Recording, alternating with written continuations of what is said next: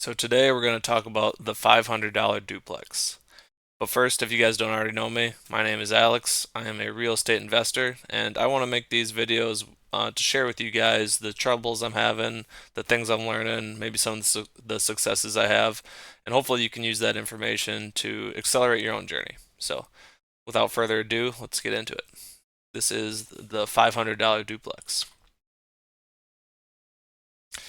So the deal overview, I bought this one in Dubuque, Iowa.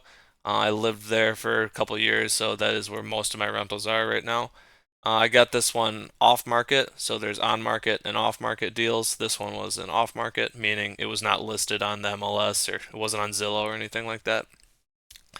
I bought this one on a land contract, and that is opposed to just buying it outright, buying it with bank financing or cash deal or something like that. So we'll talk about that too.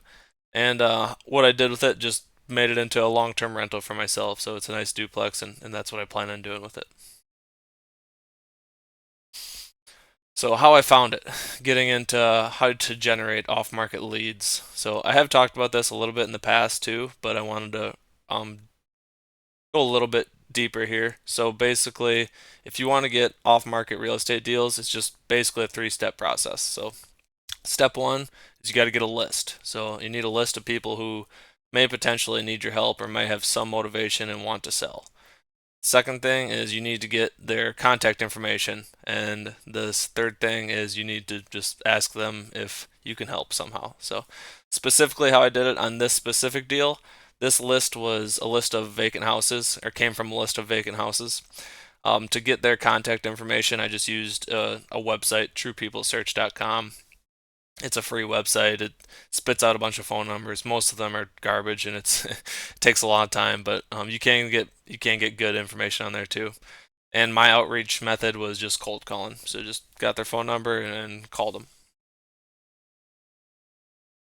So digging into the list a little bit more. So this list, like I said, was a list of vacant houses in Dubuque. This list came from the city of Dubuque, so it was city data. And Dubuque requires you to have a permit if you have a vacant house. So they've got all this stuff on record. And after a billion phone calls and emails and pestering them and being persistent for way too long, I'm sure, those poor people finally emailed me a list of every vacant house in Dubuque. So from there, I got that list. I had to just convert it into something that I could use. I think I just put it in Google Sheets, which I actually have here. Show you guys quick. Just build something simple. It doesn't have to be anything too complicated, but address, get their name, a place for notes, phone numbers, and stuff like that. Obviously, you could do other stuff too, like I have some conditional formatting. I don't use this anymore, so that's why all those are overdue. But yeah, just get a list, and then you want to get it into some sort of a CRM, whether that's just something you build in Excel or something you pay for. Excel or just a notebook. That's a great CRM too. So get a list. There's other lists too. You don't have to get that specific one. Tons of different ways to get them. There's free methods and there's paid methods. So, in terms of other good free methods, I just wanted to touch on quick. There's driving for dollars. So this is driving around your city or your neighborhood and writing down all the addresses that they have overgrown lawns or the house looks damaged or the roof looks terrible or something along those lines that might indicate that these people either may want to sell or might be in some sort of distress and need your help. So that's a super good method, especially for beginners, and it's free, so that's great. There's city and county data, which I had city data. There's expired listings, so those are listings that they tried to list it on the MLS, like on Zillow basically, and it didn't sell for whatever reason. Pre-foreclosures, so those are people who are a little behind on their mortgage. That's also public data.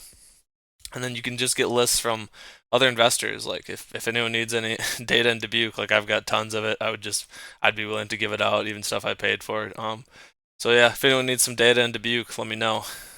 Then there's also paid methods, so you can go on tons of websites and get lists of people who, maybe they're tired landlords. They've owned this property for X number of years. They're, whatever motivation maybe. That's a common one. High and low equity. So like if you had a high equity list, maybe you're trying to go for some seller finance deals, or low equity, some subject to deals.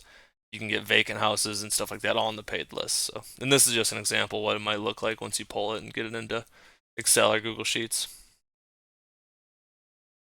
So I got my list, and then you need to find their contact information. So how you do that, you can use True People Search, which I did at the time. The problem there is it's going to spit out. So you're going to type in their name, address, anything else, and then it's going to spit out like 10 phone numbers or something like that, right? The problem is that 99% of the time it's the wrong number, or the number's disconnected, or there's some sort of problem there. So it's nice because it's free, but the drawbacks are definitely like it's slow and it takes a long time, and it's bad data. It's not that good of data. So you're gonna waste a ton of time calling numbers that are the wrong number, or disabled or disconnected or something along those lines.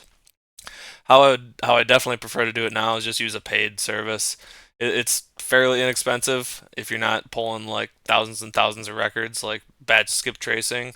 I use sometimes that's about 15 cents a record, so that's pretty good.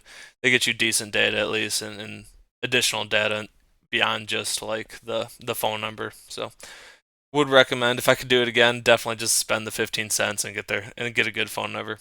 And also, if you wanted to get a mailing address, if you were, instead of doing cold calling, if you wanted to send them a mailer or something along those lines, you can get their mailing address off the county website. Yeah, and then so once you get a list and you have identified a way of contacting them, now you just need to reach out to them. The way I chose to do it, because I had no money at the time, just pick up a phone and start dialing them. So I just cold called them, hand dialed. Nowadays, I would definitely recommend a dialer. So there are free ones you could build in Excel or Google Sheets or anything like that. So those are going to work fine too.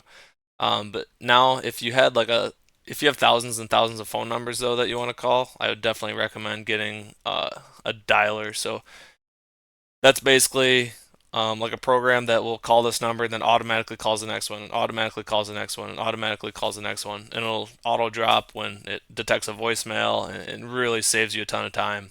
And you can also get multi-line dialers, like a triple line dialer is kind of the standard. So it actually is calling three different numbers at once, and then whenever somebody picks up, it detects that, drops the other two lines, and then you can have a conversation. So that's going to save you a ton of time. And then yeah, so just calling them on the phone. The key here though is to follow up. So most of the time people aren't going to answer on the first run, or they do answer and they're hesitant of you. You're just someone calling out of the blue. They have no idea who you are, don't know you from Adam, right? So definitely you want to follow up. You want to build that relationship with them. I know the industry standard usually is about 13 touches before somebody is willing to sign a contract. So it's not like you just pick up this person, say, "Hey, do you want to sell?" And they say, "Hey, yeah, I do want to sell." And then you guys are signing a contract 5 minutes later. Like, this is a long process, and you got to understand that and be ready for that. So take that time, build that relationship, show them that you're credible, show them that you're consistent.